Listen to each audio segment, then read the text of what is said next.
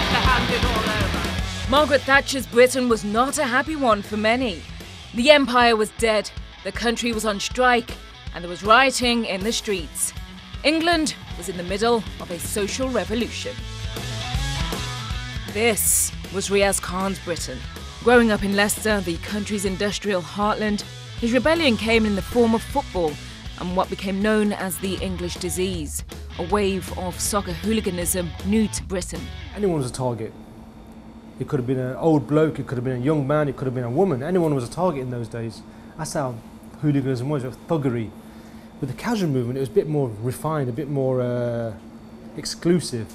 We didn't go for the scarfers or the women or the old people. We looked for people who dressed like us because they had the same mentality. They wanted the same thing that we wanted. Being raised in a strict Muslim household didn't deter Riaz from joining the football firm, the Leicester Baby Squad, over 30 years ago. His first game was against Birmingham City and their renowned group of supporters, the Zulu Warriors, and he instantly felt like he belonged. But how would his father react to him being involved with the firm? He was a very proud man. He came to this country because he saw a better opportunity because he's from a village which had nothing, virtually nothing in the village. And he saw a better opportunity in this country. And he wanted children that he can bring up and think, yeah, I'm proud of my kids, look what they're doing, and go back home and tell them, look, my son's doing this, my daughter's doing that, you know, be proud of us. That's what I was worried about. Leicester is now regarded as one of the most diverse cities in the UK, but it wasn't always like that. Growing up in the mid-70s and going to a predominantly white school where he and his brother Yusuf were the only Asians led to him feeling ostracised. So all we want to be is accepted by the white population of Leicester, by the indigenous population. That's all we want to do. We want to be accepted. And going to football match, we have to always watch our backs even more. We have to prove ourselves more for being Asian and for being part of this movement. We have to prove ourselves more because Asians were not known as people that used to socialise with white people in those days. Now going to football matches, we've got racism from home fans and away fans. But after a little while, the home fans used to stick up for the Asian fans and attack the away fans for giving us abuse. Before the King Power Stadium, there was Filbert Street, and it served as a fortress for the Foxes from 1891 until 2002, when it was sold to a development company for over $5.4 million. Demolition started a year later, but the project was cancelled due to the financial crisis in 2007. And this is what remains of the old stadium.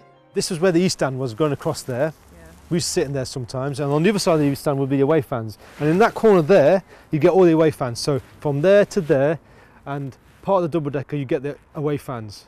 Then you get Pen 2, which was Leicester, Pen 3, and then Pen 4, which is all Leicester. That side was the main stand, this side here, and the family enclosure as well.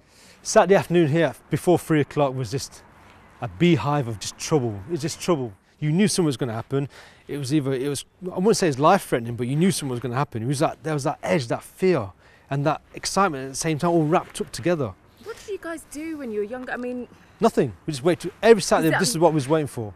All week we talk about football. That's what you lived for. That's what we lived for. For 6 years, I lived for this. I mean, it was just that excitement that you walk around the corner, you might bump into about 20 lads or 100 lads. Walk around that corner, you might be getting chased by about 200 or 300 flipping casuals. Riaz lived for the thrill of a Saturday afternoon.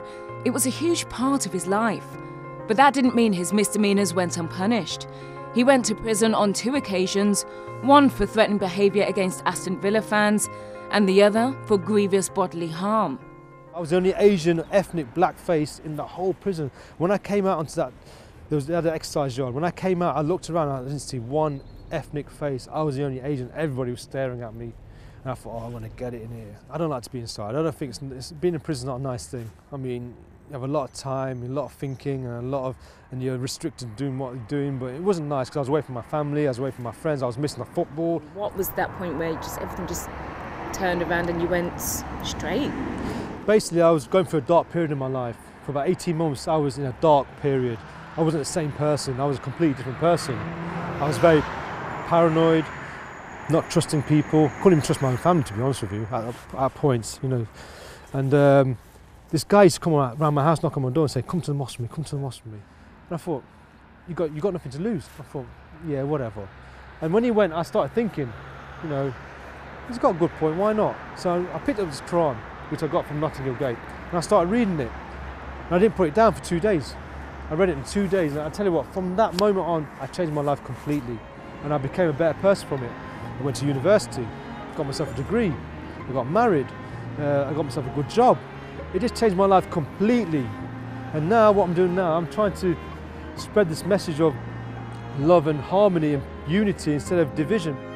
Riaz is now a married father of 4 and has no desire of ever returning to his old life, although his love for Leicester City Football Club remains unbreakable.